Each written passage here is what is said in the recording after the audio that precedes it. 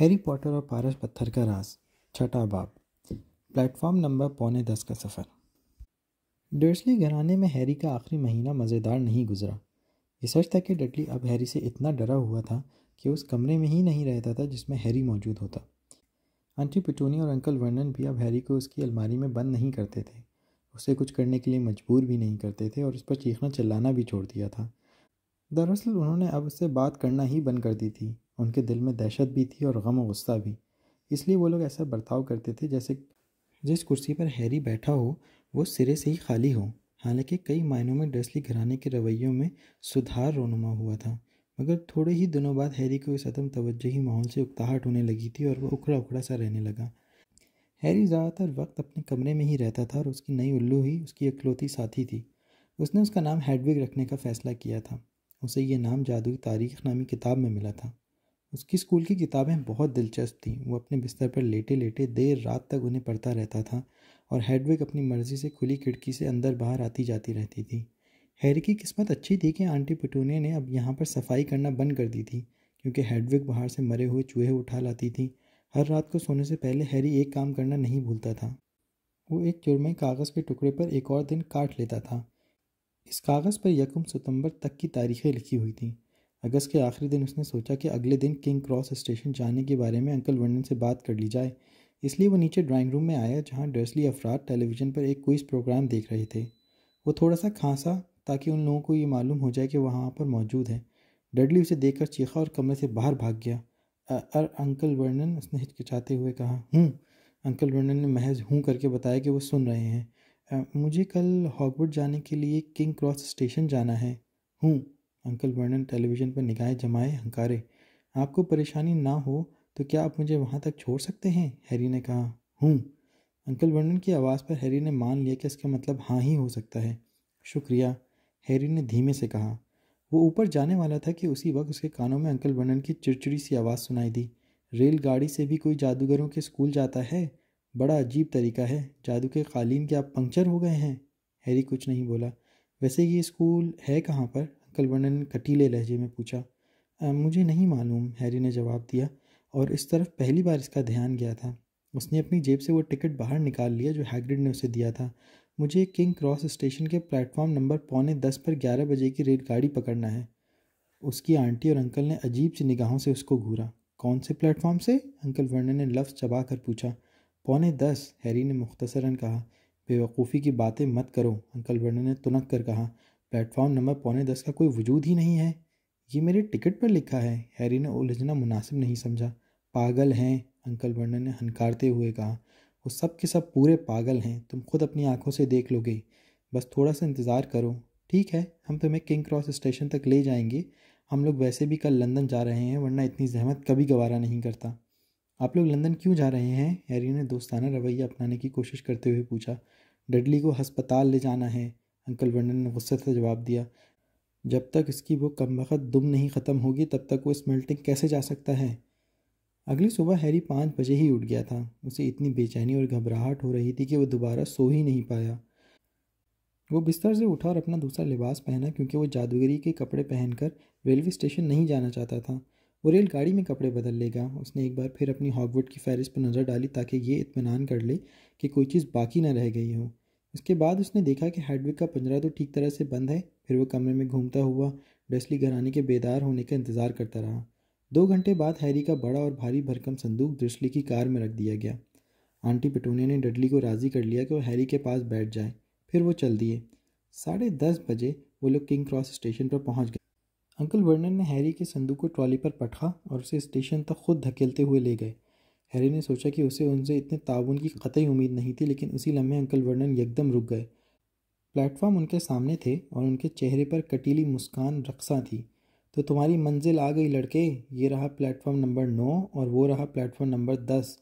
तुम्हारा प्लेटफॉर्म कहीं इनके बीच में होना चाहिए, लेकिन ऐसा लगता है कि वो इसे बनाना ही भूल गए हैं, है ना? अंकल वर्नन की अस्ताज़िया आवाज़ हैरी के कानों में गूंज रही थी। जाहिर है उनकी बात बिल्कुल सही थी। एक प्लेटफॉर्म पर प्लास्टिक की बड़ी तख्ती पर 9 लिखा था और उसके अगले प्लेटफॉर्म पर 10 नंबर की तख्ती दिखाई दे रही थी, और दोनों के बीच में कुछ भी नहीं था।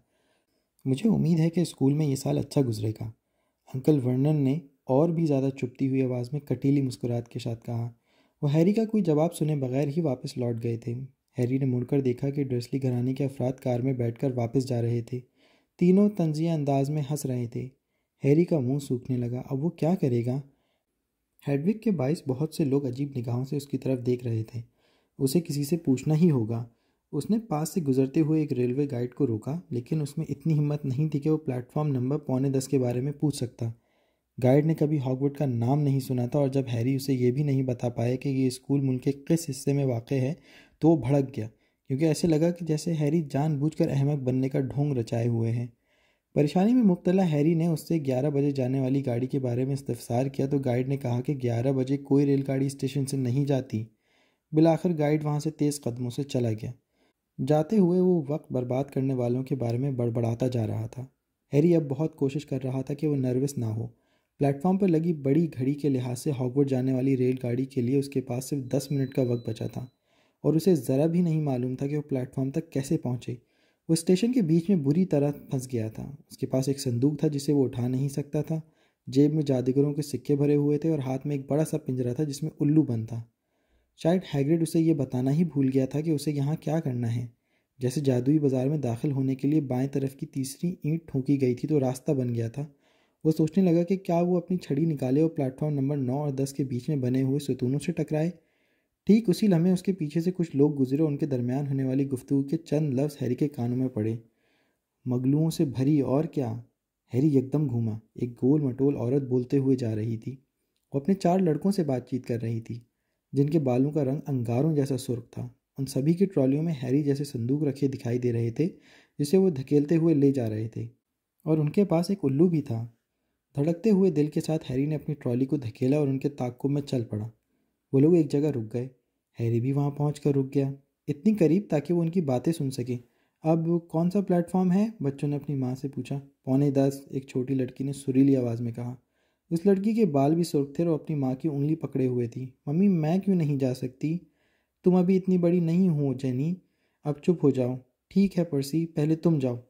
सबसे बड़ा दिखाई देने वाला लड़का प्लेटफॉर्म नंबर 9 और 10 के बीच की तरफ बढ़ा। हैरी ने उस पर अपनी नज़रें जमा ली। वो पूरी तरह चौकन्ना था कि कहीं उसकी पलकें ना झपक जाएं, लेकिन वो इस लम्हे में बिल्कुल सुस्ती का मुजाहरा नहीं करना चाहता था। लेकिन जैसे ही वो लड़का दोनों प्लेटफॉर्म के बीच में पहुंचा, हैरी के सामने अचानक सयाहों का बड़ा जत्था आ गया, और जब वो ये हुजूम छट गया तो वो लड़का गायब हो चुका था। फ्रेड, अब तुम जाओ, गोल मटोल औरत ने एक लड़के से कहा। मैं फ्रेड नहीं, जॉर्ज हूँ मम्मी, लड़के ने जल्दी से कहा। आप भी मम्मी, आपको हमारी माँ कहलाने का कोई हक नहीं है। आपको तो ये भी नहीं पता चलता कि मैं जॉर्ज हूँ। अरे माफ़ करना जॉर्ज डियर, वो शफकत भरे अंदाज में बोली। मैं तो मजाक कर रहा था, फ्रेड ही हूँ मैं, लड़के ने हंसकर कहा, और वो चल पड़ा। उसके दूसरे भाई ने अकब में जल्दी करने के लिए कहा। हैरी को तब मालूम हुआ कि दोनों की शक्लें बिल्कुल एक जैसी थी। वो दोनों जुड़वां भाई थे। फ्रेड ने सचमुच जल्दी ही दिखाई थी, क्योंकि 1 सेकंड बाद वो भी गायब हो गया था। लेकिन उसने इस तरह कैसे कर लिया? अब तीसरा भाई पथरीले सुतून की तरफ तेज़ रफ्तारी से जा रहा था। वो लगभग इसकी जगह पहुंच गया जहां पर पहले लड़के पहुंचे थे, और तभी एकदम अचानक वो वहां दिखाई नहीं दे रहा था। अब कोई रास्ता नहीं था। हैरी को उन लोगों से पूछना ही पड़ेगा। माफ़ कीजिए, हैरी ने गोल मटोल औरत से पूछा। हेलो डियर, उसने मुस्कुराकर हैरी की तरफ देखा। पहली बार हॉगवर्ड जा रहे हो? मेरा रॉन भी पहली मर्तबा जा रहा है। इसने अपने आखिरी और सबसे छोटे बेटे की तरफ इशारा किया। वो लंबा, दुबला और चटाखों से भरे गालों वाला कुछ अजीब सा दिखाई दे रहा था। उसके हाथ पैर बड़े थे और नाक लंबी थी। हाँ, हैरी ने कहा, बात यह है कि मैं नहीं जानता कि किस तरह प्लेटफॉर्म पर किस तरह पहुंचा जाता है, गोलमटोल औरत ने मुस्कुराकर कहा। हैरी ने इस बात में सर हिला दिया तो वो शफ़क़त भरे अंदाज में बोली, फ़िक्र मत करो, तुम्हें सिर्फ इतना करना है कि प्लेटफॉर्म नंबर 9 और 10 के दरमियान के पथरीले सतून तक सीधे चले जाना, कहीं भी मत रुकना, और ये सोचकर मत घबराना कि उससे टकरा जाओगे। ये बहुत अहम बात है। अगर तुम्हें डर लग रहा हो तो बेहतर होगा कि तुम दौड़ लगाकर ये काम करो। अब जाओ, रॉन से पहले अंदर जाओ। अच्छा ठीक है, हैरी ने कहा। उसने अपनी ट्रॉली घुमाई और पथरीले सुतून की तरफ घूर कर देखा। यह बहुत ठोस दिखाई दे रहा था। हैरी उसकी तरफ चलने लगा। प्लेटफॉर्म नंबर 9 और 10 पर आने जाने वाले लोग उसे धकेलते हुए निकल रहे थे। हैरी ज़्यादा तेज़ चलने लगा। वो सीधा पथरीले सुतून से टकराने वाला था, और अगर वो गिर गया तो मुश्किल में पड़ जाएगा। अपनी ट्रॉली पर आगे झुकते हुए वो सरपट भागने लगा। पथरीला सुतून पास आता जा रहा था। वो रुक नहीं पाएगा। ट्रॉली अब उसके बस से बाहर हो चुकी थी। वो सिर्फ 1 फीट दूर था। उसने अपनी आंखें बंद कर लीं और टकराने के लिए पूरी तरह तैयार हो गया। लेकिन वो किसी चीज़ से नहीं टकराया। वो दौड़ता ही रहा। उसने अपनी आंखें खोली। भाप वाला एक सुर्ख इंजन उसके सामने खड़ा था। प्लेटफॉर्म लोगों के साथ खचाखच भरा पड़ा था। ऊपर एक सुर्ख रंग की तख्ती लटक रही थी जिस पर प्लेटफॉर्म नंबर 9:45 के अल्फाज चमक रहे थे। इंजन के सामने एक तरफ बड़ी तख्ती लटकी हुई दिखाई दे रही थी जिस पर हॉगवर्ड एक्सप्रेस 11 बजे के अल्फाज दर्ज थे। हैरी ने मुड़कर अकब में देखा तो उसे वही पथरीला सुतून दिखाई दिया जो प्लेटफॉर्म नंबर 9 और 10 के बीच में वाक़ था। अलबत्ता उसमें लोहे की बनी हुई राहदरी दिखाई दे रही थी। इंजन से निकलता हुआ धुआं प्लेटफॉर्म पर गुफ्तगू करते हुए लोगों के हुजूम के सरों से कुछ ऊपर तैरता हुआ महसूस हो रहा था। बहुत सी रंग बिरंगी बिल्लियाँ खड़ी हुए लोगों के पैरों के बीच से निकल रही थीं। हुजूम के शोर और भारी संदूकों के ज़मीन पर घसीटने की आवाज़ों के ऊपर उल्लुओं की चिड़चिड़ी आवाज़ें सुनाई दे रही थीं, जैसे वो भी आपस में महवे गुफ्तगू हों। इंजन के साथ वाले डब्बे पहले ही पूरी तरह भर चुके थे। कुछ बच्चे खिड़की के बाहर लटक कर अपने वालिदैन और रिश्तेदारों से बातें कर रहे थे तो कुछ नशिस्तों के लिए आपस में झगड़ रहे थे। किसी खाली नशिस्त की तलाश में हैरी अपनी ट्रॉली को प्लेटफॉर्म पर धकेलने लगा। वो एक गोल चेहरे वाले लड़के के पास से गुजरा जो कह रहा था, देखो मेरा मेंढक फिर गुम हो गया है। क्या करते हो नोएल? उसने बूढ़ी औरत को आह भरते हुए सुना। कुछ लोग घुंघरियाले बालों वाले एक लड़के को घेरे खड़े थे। हमें भी दिखाओ ली, चलो दिखाओ। लड़के ने उस डब्बे का ढक्कन खोल दिया जिसे वो हाथ में पकड़ा खड़ा था। जब अंदर बंद जानवर का बालों भरा लंबा पैर ही बाहर निकला तो चारों तरफ खड़े लोग चीखने लगे। हैरी भीड़ को चीरता हुआ आगे चला गया जब तक उसे रेलगाड़ी के आखिरी सिरे पर एक खाली डब्बा नहीं मिल गया। सबसे पहले उसने हेडविग को अंदर रखा और फिर अपने संदूक को डब्बे के दरवाजे की तरफ धकेला। उसने उसे पायदान के ऊपर उठाने की कोशिश की मगर एक सिरा उठाना भी उसे भारी पड़ रहा था। 2 बार उसने अपने पैरों पर संदूक गिरा लिया और दर्द के मारे बिलबिला उठा। मदद चाहिए? यह पूछने वाला वही सुर्ख बालों वाले जुड़वे भाइयों में से एक था। हाँ बराए करम, हैरी ने हाँफते हुए कहा। अरे फ्रेड, यहाँ आओ और मदद करो, वो चीखा। जुड़वा भाइयों की मदद से हैरी का भारी संदूक आखिरकार डब्बे के कोने में सही सलामत पहुँच गया। शुक्रिया, हैरी ने कहा और अपने पसीने से लथड़े हुए बालों को आंखों से पीछे हटाया। ये क्या है? जुड़वा भाइयों में से एक ने अचानक हैरी के माथे पर बर्फ जैसा निशान की तरफ इशारा करते हुए कहा। उफ खुदाया! दूसरे भाई ने चौंक कर कहा। कहीं तुम वही है? पहले भाई ने यकीनी अंदाज में कहा। है ना? क्या? हैरी के पल्ले उनका एक लफ्ज़ भी नहीं पड़ रहा था। Harry Potter! दोनों जुड़वा भाई एक साथ बोल उठे। अच्छा वो, मेरा मतलब है हाँ मैं वही हूँ, हैरी ने कहा। दोनों भाई अपना मुंह फाड़े हैरत भरी नज़रों से उसे देखते रहे और हैरी को लगा कि उसका चेहरा सुर्ख हो रहा था। तभी रेलगाड़ी के खुले दरवाजे से एक आवाज़ तैरती हुई अंदर आई जिसे सुनकर हैरी को फरहत का एहसास हुआ। फ्रेड, जॉर्ज, तुम लोग यहाँ क्या कर रहे हो? आ रहे हैं मम्मी। हैरी पर एक और नज़र डालने के बाद जुड़वा भाई उस डब्बे में से बाहर कूद पड़े। हैरी खिड़की के पास बैठ गया जहाँ वो आधा छुपा हुआ था। वहाँ से वो प्लेटफॉर्म पर खड़े सुर्ख बालों वाले ख़ानदान को देख सकता था और उनकी बातें सुन सकता था। उनकी माँ ने अपना रुमाल बाहर निकाल लिया था। रॉन, तुम्हारी नाक पर कुछ लगा हुआ है। सबसे छोटे बच्चे ने बचकर निकलने की बहुत कोशिश की मगर उसकी माँ ने उसे दबोच ही लिया और उसकी नाक के सिरे को रगड़ने लगी। मम्मी अब छोड़ो भी, उसने धक्का देते हुए खुद को गिरफ्त से छुड़ाया। क्या छोटे बच्चे रॉनी की नाक पर नाक लगा था? जुड़वा भाइयों में से एक ने छोटे भाई को छेड़ते हुए कहा। वो चिड़चिड़ा सा दिखाई दे रहा था। खामोश रहो, रॉन ने चीख कर कहा। पर्सी कहाँ है? उनकी माँ ने पूछा। इधर ही आ रहा है, एक ने जवाब दिया। सबसे बड़ा लड़का लंबे लंबे डग भरता हुआ उन्हीं की तरफ आ रहा था। वो अपने कपड़े बदलकर हॉगवर्ड का लहराने वाला चौगा पहन चुका था। हैरी ने देखा कि उसके सीने पर चांदी का चमकता हुआ बैज लगा हुआ है जिस पर पी का हुर्फ लिखा हुआ नजर आ रहा था। ज़्यादा देर नहीं रुक सकता मम्मी, उसने कहा। मैं आगे वाले डब्बे में हूँ। मॉनिटर्स के लिए 2 कंपार्टमेंट पहले से महफूज होते हैं। अच्छा तो तुम प्रीफेक्ट हो पर्सी? एक जुड़वा ने हैरत का मुजाहरा करते हुए पर्सी की तरफ देखते हुए कहा। तुम्हें इस बारे में कुछ तो बताना चाहिए था, हमें तो ये पता ही नहीं था। छोड़ो भी, मुझे याद आ रहा है कि इसने इस बारे में कुछ कहा था, दूसरे जुड़ा भाई ने कहा। 1 बार या 2 बार, 1 मिनट, सारी गर्मियों भर। खामोश हो जाओ, पर्सी ने सख्त लहजे में कहा। वैसे पर्सी को क्या नए कपड़े मिले हैं? एक जुड़वा भाई ने कहा। क्योंकि वो मॉनिटर है, उनकी माँ ने लाड भरे अंदाज में कहा। ठीक है बच्चों, तुम्हारा ये साल अच्छा गुजरे। वहाँ पहुँचते ही मुझे उल्लू भेज देना। उन्होंने पर्सी का रुखसार चूमा और वो चला गया। फिर वो जुड़वा भाइयों की तरफ पलटी। और तुम दोनों इस साल ज़रा ढंग से रहना। और मुझे एक भी उल्लू मिला कि तुम लोगों ने टॉयलेट उड़ा दिया है या टॉयलेट उड़ा दिया है। मगर मम्मी, हमने तो आज तक कभी कोई टॉयलेट नहीं उड़ाया। वैसे ये ख्याल उम्दा है मम्मी, आपका बेहद शुक्रिया, दूसरा जल्दी से बोला। ये मजाक की बात नहीं है, समझे? और सुनो, रॉन का अच्छी तरह ख्याल रखना। आप फिक्र मत कीजिए, नन्हे मुन्ने रॉनी हमारे साथ महफूज रहेगा। बकवास मत करो, रॉन ने दोबारा कहा। वो अभी से जुड़वा भाइयों जितना लंबा हो चुका था और उसकी नाक उस जगह पर अब भी गुलाबी हो रही थी जहाँ उसकी माँ ने रगड़ा था। अच्छा मम्मी, ज़रा सोचो तो सही, अंदाज़ा लगाओ कि हमें कुछ देर पहले रेलगाड़ी में कौन मिला। हैरी फ़ौरन पीछे की तरफ हट गया ताकि वो उसे बाहर झांकता हुआ न देख लें। आप जानती हैं वो काले बालों वाला लड़का कौन था जो हमारे पास स्टेशन पर खड़ा था? जानती वो कौन है? दूसरा भाई जल्दी से बोला, कौन है? गोल मटोल औरत ने इनकार में सर हिलाया। Harry Potter. अच्छा मम्मी, मैं डब्बे में चढ़कर उसे देख लूँ मम्मी प्लीज़? हैरी को छोटी लड़की की आवाज़ सुनाई थी जिसे गोल मटोल औरत ने जेनी कहकर मुखातिब किया था। तुमने उसे पहले ही देख लिया है जेनी, और वो बेचारा कोई ऐसी चीज़ नहीं है जिसे तुम चिड़ियाघर के जानवरों की तरह घूरते रहो। क्या वाकई वही था फ्रेड? तुमने कैसे पहचाना? हमने उससे पूछा था उसका निशान देखकर। निशान सचमुच वहाँ पर है, बिल्कुल बर्फ गिरने की सूरत जैसा। फ्रेड ने संजीदगी से जवाब दिया। बेचारा बच्चा, कोई हैरानी की बात नहीं कि वो अकेला था। मुझे बड़ी हैरत हो रही थी कि उसने कितनी मासूमियत और शाइस्तगी के साथ मुझसे रास्ता पूछा। प्लेटफॉर्म तक कैसे पहुंचा जाए? ये सब छोड़ो, क्या आपको लगता है कि उसे याद हुआ कि तुम जानते हो कौन कैसा दिखाई देता था? मैं तुम्हें खबरदार करती हूँ। उनकी माँ अचानक बहुत गंभीर हो गई। तुम उससे ये नहीं पूछोगे फ्रेड, बिल्कुल नहीं। ये पूछने की हिम्मत भी मत करना। उसे स्कूल के पहले दिन ये बात दिलाने की कोई ज़रूरत नहीं है। ठीक है मम्मी, फिक्रमंदी में अपने बाल सफ़ेद मत करो, एक जुड़वा भाई ने कहा। इसी लम्हे सीटी की आवाज़ सुनाई दी। चलो जल्दी करो, उनकी माँ ने जल्दी से कहा और तीनों लड़के लपक कर रेलगाड़ी के एक डब्बे में सवार हो गए। फिर वो खिड़की से बाहर झांकने लगा ताकि उनकी माँ उन्हें चूमकर अलविदा कर सके।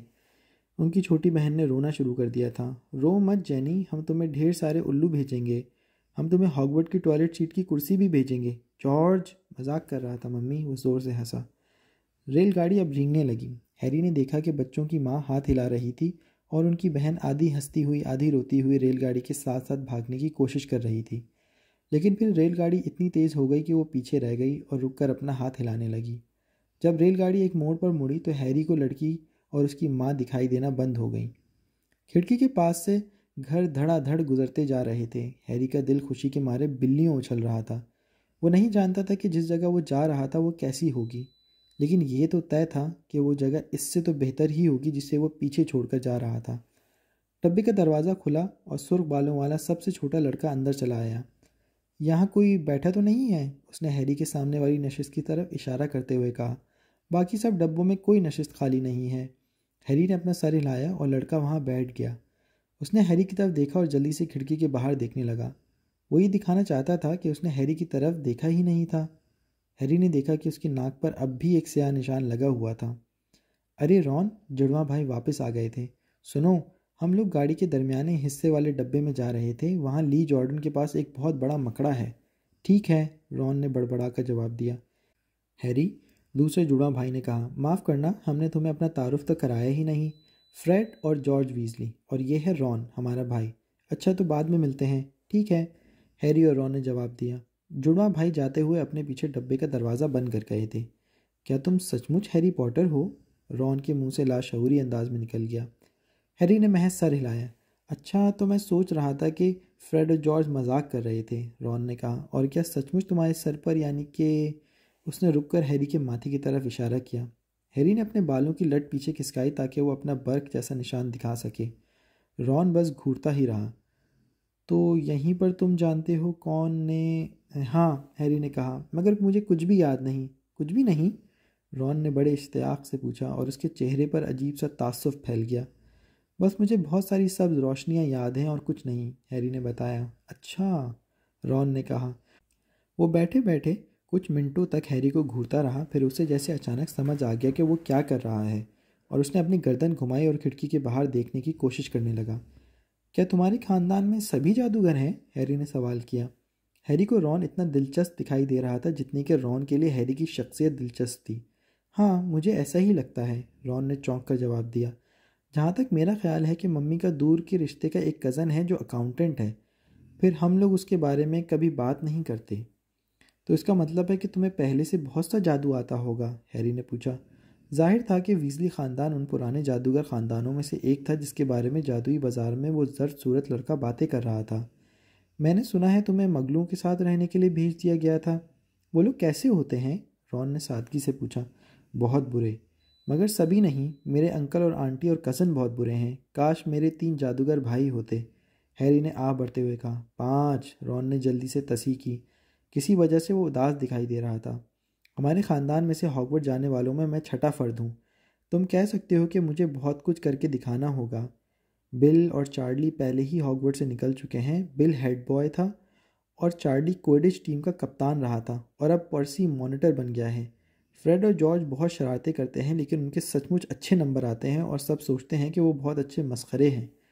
सब मुझसे भी इसी किस्म की तवक्को रखते हैं कि मैं अपने बाकी भाइयों की तरह अच्छे काम करूँगा। अगर मैं ऐसा करता हूँ तो ये कोई बड़ी बात नहीं होगी क्योंकि वो पहले ही ये सब काम कर चुके हैं। और हाँ, 5 बड़े भाई होने की वजह से मुझे कोई भी नई चीज़ नहीं मिलती। मेरे पास बिल के पुराने कपड़े हैं, चार्ली की पुरानी छड़ी और पर्सी का पुराना चूहा। रॉन ने अपनी जैकेट के अंदर हाथ डाला और एक मोटा भूरे रंग का चूहा निकला जो सो रहा था। उसका नाम स्क्रिबर्स है और ये किसी काम का नहीं है, हमेशा सोता ही रहता है। मॉनिटर बनने के बाद डैडी ने पर्सी को एक उल्लू लेकर दिया है लेकिन उन लोगों के पास इतने पैसे, मेरा मतलब है कि मुझे उल्लू के बजाय स्क्रिबर्स मिल गया। रॉन के कान गुलाबी हो गए। उसे लग रहा था कि वो कुछ ज़्यादा ही बोल गया क्योंकि वो एक बार फिर खिड़की के बाहर देखने लगा। हैरी को ये समझ नहीं आ पाया कि उल्लू खरीदने के लिए पैसे ना होने में शर्मिंदगी वाली कौन सी बात है। 1 महीने पहले तक तो उसके पास कुछ भी नहीं था और उसने रॉन को ये बता दिया। उसने ये भी बताया कि उसे डडली के पुराने कपड़े पहनने पड़ते थे और उसे कभी भी अपनी सालगिरह पर ढंग के तोहफे नहीं मिलते थे। इससे रॉन एक बार फिर खुश नज़र आने लगा। और जब तक हैग्रिड ने मुझे नहीं बताया तब तक मुझे ये भी मालूम नहीं था कि मैं एक जादूगर हूँ और मैं अपने मम्मी डैडी या वोल्डेमॉर्ट के बारे में कुछ भी नहीं जानता था। रॉन ने घबरा कर सांस रोक ली। क्या हुआ? हैरी ने पूछा। तुमने तुम जानते हो कौन का नाम ले लिया? रॉन ने तेज़ी से कहा। उसकी आवाज़ बता रही थी कि उसे सख्त धचका पहुंचा था और वह दहशत ज़दा दिखाई दे रहा था। जहाँ तक मेरा ख्याल था कम से कम तुम्हें इसका नाम नहीं लेना चाहिए था। नाम लेकर मैं ये साबित नहीं करना चाहता हूँ कि मैं बहुत बड़ा बहादुर हूँ, हैरी ने जल्दी से कहा। मुझे ये मालूम ही नहीं था कि ऐसा नहीं करना चाहिए। देखो, मैं यही तो कह रहा था, मुझे बहुत सारी बातें सीखनी हैं। मैं शर्त लगा सकता हूँ। वो जज्बातियत का शिकार दिखाई देने लगा। उसके लबों पर वो बात मचलने लगी जिसके बायस वो गुज़श्ता 1 महीने से परेशान दिखाई दे रहा था। मैं शर्त लगा सकता हूँ कि मैं अपनी जमात में सबसे नालायक तरीन तालिब इल्म साबित होऊंगा। नहीं, ऐसा नहीं होगा। ढेर सारे बच्चे मगल ख़ानदानों से आते हैं और जल्द ही सब कुछ सीख लेते हैं, रॉन ने उसकी परेशानी भांप कर कहा। जब वो बातें कर रहे थे तो रेलगाड़ी लंदन शहर से बाहर निकलकर मुज़ाफ़ात में पहुंच चुकी थी। उनकी निगाहों के सामने से गायें, भेड़ों के रेवड़ और खेतों के सिलसिले तेज़ी से पीछे भागते हुए दिखाई दे रहे थे। वो लोग कुछ देर तक खामोश रहे और सरपट भागते हुए खेतों और मवेशियों के बाड़ों को देखते रहे। 12:30 बजे के करीब कंपार्टमेंट के बाहर वाली राहदरी में खड़खड़ाती हुई आवाज़ सुनाई दी। एक खातून जिसके रुखसार पर डिम्पल पड़े हुए थे, उसने उनके कंपार्टमेंट का दरवाज़ा खोला और मुस्कुराते हुए पूछा, ट्रॉली में से कुछ चाहिए लड़कों? हैरी ने सुबह से नाश्ता नहीं किया था इसलिए वो उछल कर खड़ा हो गया, लेकिन रॉन के कान एक बार फिर गुलाबी हो गए थे। उसने धीमी आवाज़ में बताया कि उसके पास सैंडविच रखे हुए हैं। हैरी दरवाजे के बाद राहदरी में पहुंच गया। जब वो डर्सली घराने के साथ रहता था तो उसके पास कभी मिठाई खरीदने के लिए पैसे नहीं होते थे। क्योंकि अब उसकी जेब में सोने और चांदी के सिक्के खनखना रहे थे इसलिए वो जितनी मार्स बार उठा सकता था खरीदने के लिए तैयार था। लेकिन उस खातून की ट्रॉली में मार्स बार नहीं थे। उसके पास जो सामान था उसमें बेटी बॉट के हर जायके वाली टॉफ़ियाँ, ड्रुबल्स की बेहतरीन च्युइंगम, चॉकलेट के मिंडक, कद्दू के समोसे, कढ़ाई केक, मलड़ी, असल अलसूस की छड़ियाँ और बहुत सी अजीब चीज़ें थीं जिन्हें हैरी ने ज़िंदगी में पहले कभी नहीं देखा था। कोई चीज़ रह न जाए, इस खौफ से हैरी ने हर चीज़ थोड़ी थोड़ी ख़रीद ली और उसने खातून को 11 चांदी के सिकल्स और 7 कांसी के नट्स दिए। हैरी सारे सामान को लेकर कंपार्टमेंट में वापस आया और उसे खाली नशिस्त पर रख दिया। रॉन उन्हें टिकटिकी लगाकर देख रहा था। बहुत भूख लगी है क्या? रॉन ने पूछा। भूख के मारे दम निकला जा रहा है, हैरी ने कद्दू के समोसों से एक बड़ा टुकड़ा मुंह में भरते हुए कहा। रॉन ने एक मड़ा हुआ पैकेट निकाला और उसे खोला। उसके अंदर 4 सैंडविच थे। उसने उनमें से एक खोल कर देखा और मुंह बसोर कर कहा, मम्मी हमेशा भूल जाती हैं कि मुझे गाय के नमकीन गोश्त बिल्कुल नहीं पसंद है। हम इसे आपस में बदल लेते हैं, हैरी ने एक समोसा उठाते हुए कहा। चलो, तुम्हें यह पसंद नहीं आएगा क्योंकि खासा सूखा और सख्त है, रॉन ने बेचारगी से कहा। मम्मी के पास ज़्यादा वक्त नहीं होता, उसने जल्दी से जोड़ा। तुम तो जानते ही होगे कि हम 5 भाई हैं। कोई बात नहीं, तुम ये समोसा ले लो, हैरी ने कहा, जिसके पास इससे पहले कभी कोई चीज़ बांटने के लिए नहीं थी। सच कहा जाए तो ऐसा कोई था भी नहीं जिसके साथ वो कोई चीज़ मिलकर बांट कर खा सकता। उसे बहुत अच्छा लग रहा था कि वो और रॉन एक साथ वहाँ बैठकर हैरी के समोसे खा रहे थे और वो सैंडविच के बारे में भूल गए थे। ये क्या है? हैरी ने चॉकलेटी मेंढकों का एक पैकेट उठाकर रॉन से पूछा। कहीं इसमें सचमुच के मेंढक तो नहीं है? अब उसे लगने लगा था कि कुछ भी हो सकता है और किसी भी हैरत अंगेज हादसे के लिए बिल्कुल तैयार बैठा था। नहीं, रॉन ने कहा, लेकिन ये देखना कि इसमें से कौन सा कार्ड निकलता है। मेरे पास अगरपा नहीं है। क्या? हैरी ने चौंक कर पूछा। ओह हाँ, तुम्हें कैसे पता होगा? देखो, चॉकलेट के मेंढक के अंदर एक कार्ड होता है जिसे हम लोग इकट्ठा करते हैं, किसी मशहूर जादूगर या जादूगरनी का कार्ड। मेरे पास 5 कार्ड हैं, पर मेरे पास अगरपा और तुलोमी के कार्ड नहीं हैं, रॉन ने वजाहत की। हैरी ने अपने चॉकलेटी मेंढक के पैकेट का कवर हटाया और कोई चीज़ सरत अंगेजी से बाहर कूदी। इससे पहले हैरी कुछ कर पाता, पैकेट से बरामद होने वाला असली मेंढक छलांग मारकर कंपार्टमेंट के दरवाजे से बाहर निकल गया। हैरी मुंह फाड़े रॉन की तरफ देखने लगा, जो खुद दम बखुद रह गया था। हैरी ने अंदर से निकलने वाले कार्ड पर निगाह डाली। वहाँ पर कोई था, एक आदमी का चेहरा, जिसने आधे चांद जैसी नफीस ऐनक लगा रखी थी। उसकी लंबी नाक मुड़ी हुई दिखाई दे रही थी और उसके लहराते बाल, दाढ़ी और मूछें चांदनी की तरह सफ़ेद थी। तस्वीर के साथ उसका नाम लिखा हुआ था, एल्बस डम्बलडोर। तो ये हैं डम्बलडोर, हैरी ने गहरी सांस लेकर कहा। मुझे अब ये मत कहना कि मैं किसी डम्बलडोर को नहीं जानता, रॉन ने मुंह बसोर कर कहा। मैं एक मेंढक ले लूँ? शायद मुझे अगरपा मिल जाए। शुक्रिया।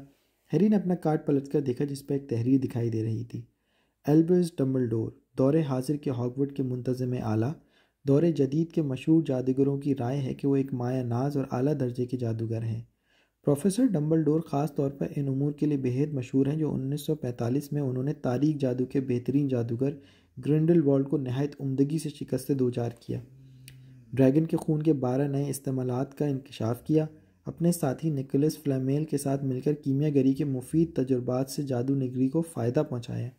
प्रोफेसर डम्बलडोर को सरवत व खिलवत की मौसीकी और 10 खूंटी का खेल बेहद पसंद है।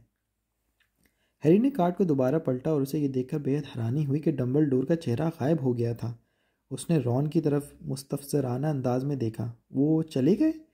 तुम उनसे ये उम्मीद तो नहीं कर बैठे थे कि वो सारा दिन तुम्हारे साथ बैठे रहेंगे, रॉन ने कहा। वो दोबारा आ जाएंगे। अरे नहीं, मुझे एक बार फिर मोर्गाना मिल गई। मेरे पास इससे पहले इसके 6 कार्ड हैं। क्या तुम्हें ये चाहिए? तुम भी कार्ड इकट्ठा करना शुरू कर दो। रॉन की आंखें एक बार फिर चॉकलेट के मेंढकों के उस ढेर की तरफ मुड़ गईं जो अभी खोले जाने के मुंतज़िर थे। जितने चाहो उठा लो, हैरी ने कहा। लेकिन तुम्हें पता है, मगलों की दुनिया में लोग अपनी तस्वीर से कहीं नहीं जाते, वो वहीं मुंजमद खड़े रहते हैं। क्या सचमुच? क्या वह लोग बिल्कुल भी नहीं हिलते? रॉन की आवाज़ में हैरत झलक रही थी। कैसी अजीब बात है ये। हैरी कार्ड को घूर रहा था कि तभी उसने देखा कि डम्बलडोर एक बार फिर अपनी कार्ड की तस्वीर में दबक कर लौट आए हैं और उसकी तरफ देखकर धीमे अंदाज में मुस्कुरा रहे थे। मशहूर जादूगरों और जादूगरनियों को देखने के बजाय रॉन चॉकलेटी मेंढकों को खाने में ज़्यादा दिलचस्पी ले रहा था, लेकिन हैरी तो उन पर से अपनी आंखें नहीं हटा पा रहा था। जल्दी उसके पास न सिर्फ डम्बलडोर और मोर्गाना थे, बल्कि हैंकिस्ट के वुडक्राफ्ट, अल्ब्रक ग्रैनियन, साइरस, पारासिल्वेस और मॉर्लन के मुतहर्रिक तस्वीरी कार्ड भी जमा हो चुके थे। उसने आखिरकार अपनी आंखें ड्रोडो सल्वेडोना नामी जादूगरनी से हटाईं, जो अपनी नाक खुजा रही थी। उसने अब बेटी बॉट की हर जायके वाली टॉफ़ियों का थैला खोला। तुम्हें इनके बारे में ख़बरदार रहना होगा, रॉन ने हैरी को तंबीह की। जब वो कहते हैं कि हर जायके की, तो उनका मतलब होता है कि हर जायके की। तुम्हें चॉकलेट, पुदीने और मुरब्बाजात जैसे जायके तो मिले हींगे, मगर उनके साथ साथ तुम्हें पालक, गोश्त और ओजड़ी के जायके वाली टॉफ़ियाँ भी मिल सकती हैं। जॉर्ज कहता है कि उसे एक बार मक्खी के जायके वाली टॉफ़ी मिल गई थी। रॉन ने एक सब्ज़ टॉफ़ी उठाई, उसकी तरफ ध्यान से देखा और उसका कोना चबाया। अरे देखो, कल्ला गोभी जैसा जायका। हर जायके की टॉफ़ियाँ खाने में उनका वक्त बड़ा फ़रत अंगेज़ गुजरता चला गया। हैरी को खोपरे, भुने चनों, स्ट्रॉबेरी, कढ़ी, घास, कॉफ़ी और समुद्री मछलियों के जायकों वाली टॉफ़ियाँ खाने को मिली थीं। उसने बहादुरी दिखाते हुए एक अजीब सी दिखाई देने वाली भूरे रंग की टॉफ़ी का टुकड़ा भी चख लिया था, जिसे रॉन छूने के लिए भी तैयार नहीं था। बाद में हैरी को एहसास हुआ कि वह हरी मिर्च के तेज़ जायके वाली टॉफ़ी थी। उनके कंपार्टमेंट की खिड़की के सामने से गुजरने वाले देहात अब बिल्कुल दिखाई नहीं दे रहे थे। उनकी जगह अब गहरा और दरख्तों से भरा हुआ जंगल था, जिसके पत्तों में से सूरज की रोशनी छन छन कर आ रही थी। कभी कभार दरख्तों का सिलसिला कम हो जाता था और हैरी को वो ऊंची सब्ज़ पहाड़ियाँ भी दिखाई देती जो दूर परे मौजूद थीं। रेलगाड़ी अब छोटे छोटे मोड़ काट रही थी। कई मुकामात पर छोटी नदियाँ और चश्मे भी दिखाई दिए। वो कुछ देर बाहर के मंजर से महजूज होते रहे। किसी ने उनके कंपार्टमेंट का दरवाज़ा खटखटाया। दोनों ने चौंक कर दरवाजे की तरफ देखा। खुले दरवाजे में गोल चेहरे वाला एक लड़का खड़ा हुआ दिखाई दिया, जिसे हैरी ने प्लेटफॉर्म नंबर 9:45 पर देखा था। उसकी आंखों में आंसू भरे हुए थे। माफ़ करना, वो सुबकियाँ लेता हुआ बोला, क्या तुम लोगों ने कोई मेंढक देखा है? जब दोनों ने इनकार में सर हिलाया तो बिलखते हुए बोला, मैंने उसे फिर खो दिया। वो मुझसे हमेशा दूर भाग जाता है। फिक्र मत करो, वो मिल जाएगा, हैरी ने ढारस बंधाई। खुदा करे, लड़के ने गमगीन अंदाज में कहा। फिर भी अगर वो तुम्हें दिखाई दे तो बता देना, वो ये कहकर चला गया। मैं नहीं जानता कि वो इतना परेशान क्यों है, रॉन ने हैरानी से कहा। अगर मुझे मेंढक मिला होता तो मैं उसे जितनी जल्दी गुम कर सकता होता गुम कर चुका होता। मगर जहाँ तक इस बात का सवाल है कि मैं स्किपर्स को लाया हूँ, इसलिए मैं उस बारे में कुछ नहीं कह सकता। चूहा अब भी रॉन की गोद में सो ही रहा था। वो मर भी जाए तो भी किसी को पता नहीं चलेगा, रॉन ने हकारत से कहा। मैंने कल इसे जर्द करने की कोशिश की थी ताकि मैं इसे किसी कदर दिलचस्प बना सकूं, मगर मेरे जादुई कलमे का इस पर कोई असर नहीं हुआ था। मैं तुम्हें दिखाता हूँ, देखो।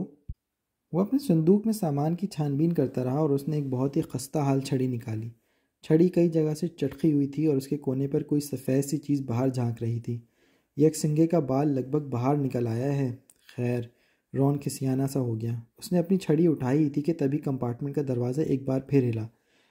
जिस बच्चे का मेंढक खो गया था वो एक बार फिर दरवाजे पर नमूदार हो चुका था, लेकिन इस बार उसके साथ एक लड़की भी थी। वो हॉगवर्ड की अपनी नई वर्दी पहन चुकी थी। क्या किसी ने मेंढक देखा है? नोएल का मेंढक गुम हो गया है, उसने कहा। उसकी आवाज़ रोबदार और तीखी थी। बाल भूरे घने थे और सामने वाले दांत किसी कदर बड़े और उठे हुए थे। हमने इसे पहले भी बताया है कि हमने कोई मेंढक नहीं देखा, रॉन ने कहा, मगर लड़की उसकी बात नहीं सुन रही थी। वो तो उसके हाथ में पकड़ी हुई छड़ी को घूर रही थी। अरे क्या तुम जादू कर रहे हो? देखते हैं। वो अंदर आकर खाली नशिस्त पर बैठ गई। रॉन उसकी बेबाकी पर मुतहयर रह गया था। अच्छा ठीक है, उसने खंखार कर अपना गला साफ किया और बोला, धूप, सूरज, मक्खी और मक्खन की जर्दी की तरह इस चूहे की रंगत को जर्दी में बदल डालो। उसने अपनी जादुई छड़ी घुमाई और उसका किनारा चूहे की तरफ झटका, लेकिन वहाँ कोई तब्दीली नहीं हुई।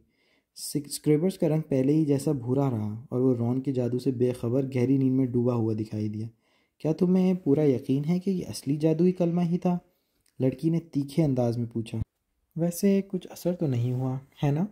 मैंने सिर्फ मश्क के लिए कुछ आसान जादुई कलिमात का इस्तेमाल किया है और वो हमेशा काम आते हैं। मेरे ख़ानदान में कोई भी जादूगर नहीं है। जब मुझे ख़त मिला तो मैं बहुत हैरान हुई, लेकिन ज़ाहिर है मैं खुश भी बहुत थी। मेरा मतलब है कि मैंने सुना है कि जादूगरी का बेहतरीन स्कूल है। मैंने निसाब की सारी किताबें पूरी तरह याद कर ली हैं, बिल्कुल ज़बानी। जहाँ तक मुझे उम्मीद है कि मैं इस तरह दूसरों की बराबरी कर सकूँगी। वैसे मेरा नाम है हरमाइनी ग्रेंजर। तुम्हारा क्या नाम है? उसने ये सारी बातें बहुत तेज़ी से कर डाली थी। रॉन और हैरी अचंभे से उसकी तरफ देख रहे थे। जब हैरी ने अपनी गर्दन मोड़कर रॉन के हैरत में डूबे हुए चेहरे की तरफ देखा तो उसे राहत का एहसास हुआ। रॉन का चेहरा बता रहा था कि उसे भी निसाब की तमाम किताबें अजबर नहीं थीं। मैं रॉन वीज़ली हूँ, रॉन ने बड़बड़ा कर कहा। हैरी पॉटर, हैरी ने मुख्तसरन कहा। क्या सचमुच? हरमाइनी ने कहा। ज़ाहिर है मैं तुम्हारे बारे में सब कुछ जानती हूँ। अपनी मालूमात को उम्दा बनाने के लिए मैंने निसाब के अलावा भी कई किताबें पढ़ी हैं। तुम्हारा जिक्र जदीद जादुई तारीख़, तारीख़ जादू के उरूज ज़वाल की कहानी और 20वीं सदी के अजीम जादुई हादसात नामी किताब में तफसील के साथ मौजूद हैं। क्या सचमुच? हैरी ये सब सुनकर भौंचका रह गया था। उफ खुदाया, क्या तुम्हें ये सब नहीं मालूम था? अगर मैं तुम्हारी जगह होती तो अपने बारे में सब कुछ पता लगा लिया होता, हरमाइनी ने ताज्जुब से कहा। क्या तुम में से कोई जानता है कि तुम किस फरीक में जाओगे? मैंने पूछगछ की है और मेरी ख्वाहिश है कि मैं ग्रिफिंडोर में रहूं। ये सबसे अच्छा फरीक लगता है। मैंने सुना है कि खुद डम्बलडोर भी इसी फरीक में थे। वैसे मेरे ख्याल से रेवेनक्लॉ नामी फरीक भी कुछ बुरा नहीं है। खैर, हम लोग अब चलते हैं और नेवल का मेंढक ढूंढते हैं। तुम दोनों भी अपनी वर्दियाँ पहन लो। जहाँ तक मेरा अंदाज़ा है हम थोड़ी ही देर में मंजिल पर पहुँचने वाले हैं। और वो चली गई। उसके साथ वो लड़का भी चला गया जिसका मेंढक गुम हो गया था। मैं चाहे जिस फरीक में भी रहूं, मैं ये चाहता हूँ कि ये लड़की उस फरीक में कभी ना रहे, रॉन ने कहा। उसने अपनी छड़ी को दोबारा अपने संदूक में फेंक दिया। बेहुदा जादुई कलमा, ये मुझे जॉर्ज ने बताया था। शर्त लगा सकता हूँ कि वो जानता था कि ये नाकारा है। तुम्हारे भाई किस फरीक में पढ़ते हैं? हैरी ने पूछा। ग्रिफिंडोर में, रॉन ने कहा। एक बार फिर उदासी ने उसके चेहरे पर कब्जा जमा लिया था। मम्मी और डैडी भी इसी में थे। अगर मैं इस फरीक में नहीं जा पाया तो न जाने वो लोग क्या कहेंगे। मुझे लगता है कि रेवन क्लब भी बुरा नहीं है, मगर ज़रा सोचो, कहीं उन्होंने मुझे स्लिदरिन में डाल दिया तो क्या होगा? क्या यही वो फरीक था जिसमें वर्ल्ड, मेरा मतलब है तुम जानते हो कौन, पढ़ता था? हाँ, रॉन ने कहा। वो एक बार फिर अपनी नशिश पर धम से बैठ गया। उसका चेहरा गहरे तफर्रुकात से शिकन आलूद हो रहा था। देखो, मुझे लगता है कि स्क्रिबर्स की मूंछ के सिरे का रंग थोड़ा हल्का हो गया है। हैरी ने रॉन के दिमाग को फरीकों के घिन चक्कर से दूर ले जाने की कोशिश की। तो हॉगवर्ट्स से निकलने के बाद तुम्हारे दोनों भाई क्या कर रहे हैं? चार्ली रोमानिया में ड्रैगन की पढ़ाई कर रहा है और बिल अफ्रीका में ग्रैंगट्स के लिए कुछ कर रहा है, रॉन ने जल्दी से बताया। क्या तुमने ग्रैंगट्स का नाम सुना है? मुझे नहीं लगता मुगलों को ये अखबार पढ़ने को मिलता होगा। किसी ने एक बहुत खुफिया और अहम तिजोरी से सामान चुराने की कोशिश की है। हैरी ने उसे घूर कर देखा। क्या वाकई? चोर का क्या हुआ? कुछ नहीं। इसीलिए तो ये इतनी बड़ी खबर है कि इसे पकड़ा नहीं जा सका। मेरे डैडी कहते हैं कि ग्रिंगट्स में इतना बड़ा काम कोई ताकतवर शैतान जादूगर ही कर सकता है। जब इस तरह का कोई वाक़या रौनुमा होता है तो सब लोग डर जाते हैं कि कहीं इसके पीछे तुम जानते हो कौन का हाथ तो नहीं है।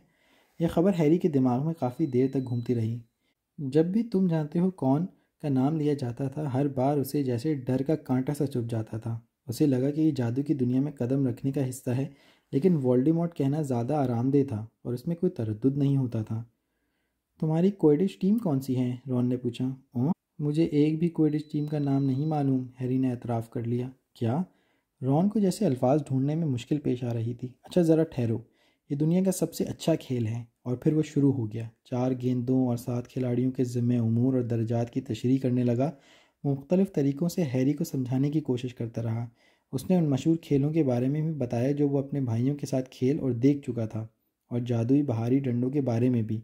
उसने ये भी बताया कि अगर उसके पास पैसे हों तो वो किस किस्म का बाहरी डंडा ख़रीदना पसंद करेगा।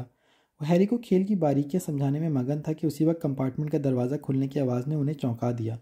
इस मरतबा दरवाजे पर वो लड़का नहीं था जिसका मेंढक गुम हो चुका था, और न ही वो लड़की थी जिसने अपना नाम हरमानी ग्रेंजर बताया था।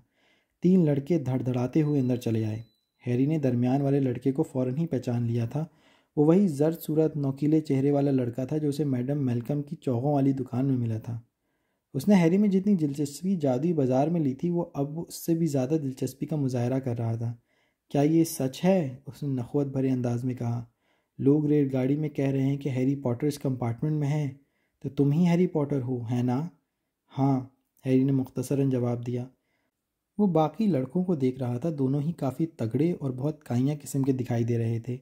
जर सूरत लड़के के दोनों पहलुओं में वो कुछ इस तरह से खड़े थे जैसे वो उसके किराए के मुहाफिज हों। अरे हाँ, ये क्रैब है और ये गोयल। जर सूरत लड़के ने हैरी की निगाहों को भांपते हुए बड़ी लापरवाही से कहा, और मेरा नाम है मेलफॉय, ड्रैको मेलफॉय। रॉन दबे अंदाज में हंसा, जैसे अपनी हंसी रोकने की कोशिश कर रहा हो। ड्रैको मेलफॉय ने उसकी तरफ घूर कर देखा। मेरा नाम सुनकर हंसी आ रही है? क्यों? मुझे ये पूछने की ज़रूरत ही नहीं है कि तुम कौन हो। मेरे डैडी ने बताया है कि वीज़ली ख़ानदान में सभी लोग सुर्ख बालों वाले होते हैं और उनके रुखसारों पर चटाख पड़े हुए होते हैं। उनके घर में इतने सारे बच्चे होते हैं कि जिन्हें वो ढंग से पाल भी नहीं सकते। वो हैरी की तरफ मुड़ा। तुम्हें जल्द ही पता लग जाएगा कि कुछ जादूगरों के ख़ानदान दूसरे जादूगरों के ख़ानदानों से ऊंचे होते हैं। तुम गलत तरह के लोगों से दोस्ती करना नहीं चाहोगे। यहाँ पर मैं तुम्हारी मदद कर सकता हूँ पॉटर। उसने हैरी से हाथ मिलाने के लिए अपना हाथ आगे बढ़ाया, मगर हैरी ने अपना हाथ जवाबन नहीं बढ़ाया। मुझे लगता है कि मैं खुद ही गलत और सही तरह के लोगों की पहचान कर सकता हूँ, शुक्रिया, हैरी ने सर्द लहजे में जवाब दिया। ड्रैको माल्फॉय का चेहरा तो सुर्ख ही नहीं हुआ था, लेकिन उसकी जर्द गर्दन किसी कदर गुलाबी हो गई थी। अगर मैं तुम्हारी जगह होता पॉटर तो मैं इस बारे में ख़बरदार रहता, उसने धीरे धीरे से कहा। अगर तुमने शाइस्तगी का सबक नहीं पढ़ा तो तुम्हारा भी वही हाल होगा जो तुम्हारे माँ बाप का हुआ था। वो लोग भी नहीं जानते थे कि उनके लिए क्या अच्छा था। तुम वीज़ली और हैग्रिड जैसे निकम्मे लोगों के साथ रहोगे तो तुम पर उनका असर आ ही जाएगा। हैरी और रॉन दोनों ही खड़े हो गए। रॉन का चेहरा उसके सुर्ख बालों की तरह तमतमा रहा था और आंखों में दहकते हुए अंगारे भर गए थे। एक बार फिर से कहना, उसने फिरते तैश में कहा। अच्छा, तो तुम हमसे लड़ाई करोगे? क्यों? मल्फाय ने हकारत से कहा। अगर तुम इसी वक्त यहाँ से नहीं निकल गए तो, हैरी ने फुंकारते हुए कहा। वो अपने अंदर जितनी बहादुरी महसूस कर रहा था उससे भी कहीं ज़्यादा बहादुर बनने का मुजाहरा कर रहा था, क्योंकि क्रैब और गोयल इससे या रॉन से बहुत बड़े थे। लेकिन हमारा यहाँ से जाने का कोई इरादा नहीं है ना गोयल? हमने अपना खाना खा लिया है, जबकि तुम्हारे पास तो अभी खाना बचा हुआ है, मेलफॉय ने मुस्कुराकर कहा। गोयल रॉन के पास रखे चॉकलेटी मेंढकों की तरफ बढ़ा। रॉन आगे लपका, लेकिन इससे पहले कि वो गोयल को छू पाता गोयल ज़ोर से चीख उठा। स्क्रैबर्स उसकी उंगली से लटक रहा था और उसके नोकीले छोटे दांत गोयल की उंगली के जोड़ में गहराई तक धंसे हुए थे। क्रैब और मलफाई तेज़ी से पीछे हट गए। जब बुलबुलाते हुए गोयल ने स्क्रैबर्स को दायरवी अंदाज में घुमाया और जबकि आखिरकार स्क्रैबर्स उछलकर खिड़की से जा टकराए तो वो तीनों वहाँ से भाग खड़े हुए। शायद उन्होंने ये सोचा होगा कि मिठाइयों में और भी चूहे छुपे होंगे, या शायद उन्होंने किसी के कदमों की चाप सुन ली थी। एक ही सेकंड बाद दरवाजे पर हरमाइनी ग्रेंजर का चेहरा नमूदार हो गया। यहाँ क्या हो रहा है? उसने अंदर दाखिल होते हुए पूछा। वो फर्श पर चारों तरफ बिखरी मिठाइयों की तरफ देख रही थी। उसने ये भी देखा कि रॉन स्क्रैबर्स की दुम पकड़कर उसे उठा रहा था। मुझे लगता है कि ये मर गया है, रॉन ने हैरी से कहा। उसने स्क्रैबर्स को पास लाकर घूरा। नहीं, मुझे यकीन नहीं होता, ये तो फिर सो गया है। और वो सचमुच सो रहा था। तुम मलफाई से पहले भी मिल चुके हो क्या? रॉन ने हैरी से पूछा। हैरी ने जादुई बाजार में होने वाली मुलाकात के बारे में बताया। मैंने उसके ख़ानदान के बारे में सुना है, रॉन ने गंभीर आवाज़ में कहा। जब तुम जानते हो कौन लापता हो गया तो हमारी तरफ वापस आने वाले सबसे पहले लोगों में इसका ख़ानदान भी था। उन्होंने कहा कि इन्हें सहरज़दा कर दिया गया था। मेरे डैडी को इस बात पर यकीन नहीं है। वो कहते हैं कि मेलफॉय के बाप को तारीख जादू की तरफ जाने के लिए बहाने की ज़रूरत नहीं थी। फिर वो हरमाइनी की तरफ मुड़ा। हम तुम्हारी क्या मदद कर सकते हैं? बेहतर होगा कि तुम जल्दी करो और अपनी वर्दियां पहन लो। मैंने अभी इंजन में जाकर ड्राइवर से पूछा था और उसने मुझे बताया है कि हम बस पहुंचने ही वाले हैं। तुम लोग लड़ तो नहीं रहे थे, है ना? इससे पहले कि हम लोग वहां पहुंच जाएं तुम लोग परेशानी में पड़ जाओगे, हरमाइनी ने कहा। हम नहीं, स्क्रैबर्स लड़ रहा था। रॉन ने सफाई पेश करने की कोशिश की। वो हरमाइनी को घूर रहा था। अगर अब तुम बुरा ना मानो तो यहाँ से चली जाओ ताकि हम कपड़े बदल सकें।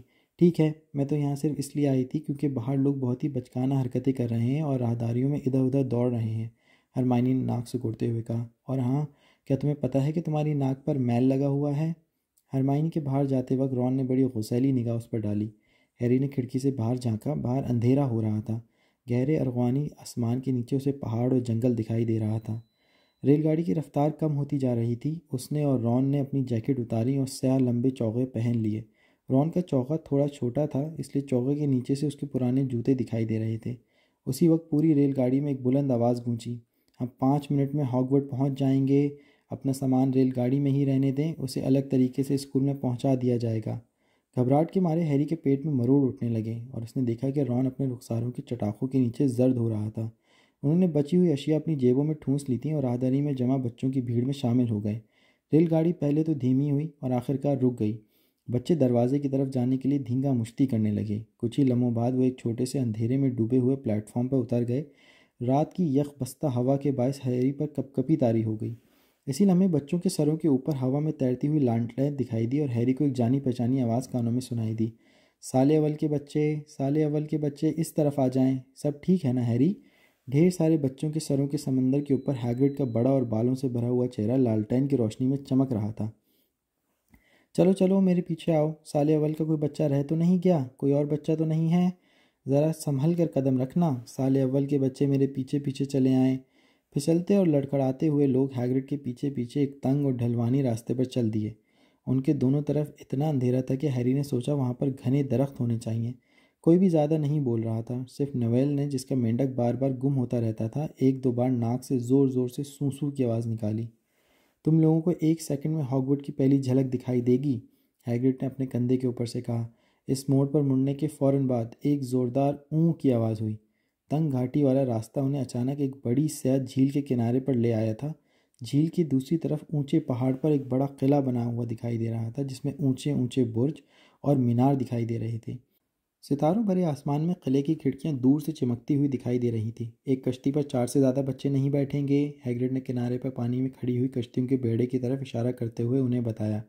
हैरी और रॉन के पीछे पीछे नोएल और हरमाइनी भी कश्ती में बैठ चुके थे। सब लोग बैठ गए हैं? हैग्रिड ने बुलंद आवाज़ में पूछा, जो अपनी कश्ती में अकेला ही बैठा हुआ था। तो ठीक है, आगे बढ़ो, उसने तेज़ आवाज़ में कहा। तमाम छोटी कश्तियाँ एक ही वक्त में पानी पर चल पड़ीं और धीमे धीमे अंदाज में पहाड़ की तरफ चलती गईं। शीशे जैसी स्याह झील के पानी में कश्तियाँ फिसलती हुई महसूस हो रही थीं। सबके सब खामोश थे और सर उठाकर बड़े किले की तरफ टिकटिकी लगाए हुए थे। जैसे जैसे वो इस चट्टान के करीब आए जिस पर किला खड़ा था, तो उन्हें उतना ही ऊंचा दिखाई देने लगा। जैसे ही आगे वाली कश्तियाँ चट्टान के पास पहुंची, हैग्रिड जोर से चिल्लाया, अपने सर नीचे झुका लो। सब लोगों ने अपने सर नीचे झुका लिए। छोटी कश्तियाँ उन्हें चट्टान के अंदर एक सुरंग में लेकर दाखिल हो गईं, जो खूबसूरत पत्तों वाली बेल के पर्दे के पीछे छुपी हुई थी। वो लोग एक अंधेरी गार में सफ़र कर रहे थे जो किले के ठीक नीचे जाती हुई दिखाई दे रही थी। फिर वो ज़मीन के नीचे बनी हुई एक छोटी सी साहिली बंदरगाह पर पहुँचे, जहाँ मौजूद चट्टानों और पत्थरों पर वो बमुश्किल उतर पाए थे। सब बच्चों के उतरने के बाद हैग्रिड ने तमाम कश्तियों का अच्छी तरह जायज़ा लिया कि कहीं कोई बच्चा बाकी ना रह गया हो या किसी की कोई चीज़ रह तो नहीं गई। ओह, तो तुम लोग इस कश्ती से उतरे थे, कहीं ये तुम्हारा मेंढक तो नहीं है? हैग्रिड ने एक तरफ खड़े बच्चों को मुखातिब किया। ट्रेवर, नोएल खुशी से चिल्लाया और उसने अपना हाथ आगे बढ़ा दिया। फिर वो सब हैग्रिड के ताक़ुब में चट्टान में बने हुए रास्ते पर लालटेन की रोशनी में चल पड़े। उन्हें रास्ते पर चढ़ने में बड़ी दुश्वारी पेश आ रही थी। वो रास्ता घूमता हुआ उन्हें किले के करीब ले आया था। वो किले के तारीक साए में नर्म और ओस ज़्यादा घास पर पहुंच गए। पत्थर की सीढ़ियों पर चलकर वो बलवत के बड़े दरवाजे के सामने भीड़ लगाकर खड़े हो गए। सब आ गए? और तुम, क्या तुम्हारा मेंढक अब भी तुम्हारे पास ही है? हैग्रिड ने अपना कवी हैकल हाथ उठाया और दरवाजे पर 3 बार ज़ोर से दस्तक दी।